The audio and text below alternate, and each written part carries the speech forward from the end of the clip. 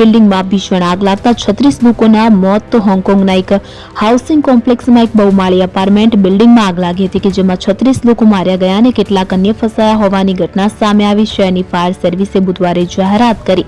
તો હોંગકોંગના એક હાઉસિંગ કોમ્પ્લેક્સમાં એક બહુમાળી એપાર્ટમેન્ટ બિલ્ડિંગમાં આગની ઘટના કે જેમાં 36 લોકો માર્યા ગયા, કેટલાક અન્ય ફસાયા. તો શહેરની ફાયર સર્વિસે બુધવારે જાહેરાત કરી.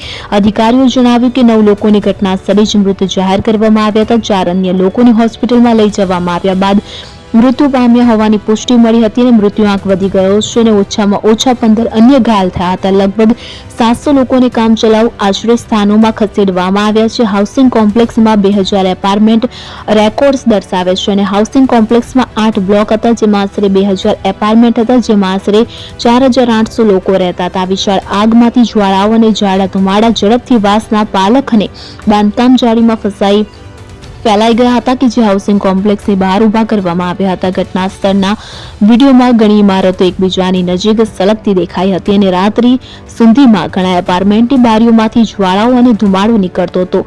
અગ્નિશામકો ભીષણ આગ પરથી ટ્રકોમાંથી પાણી રેડી રહ્યા હતા.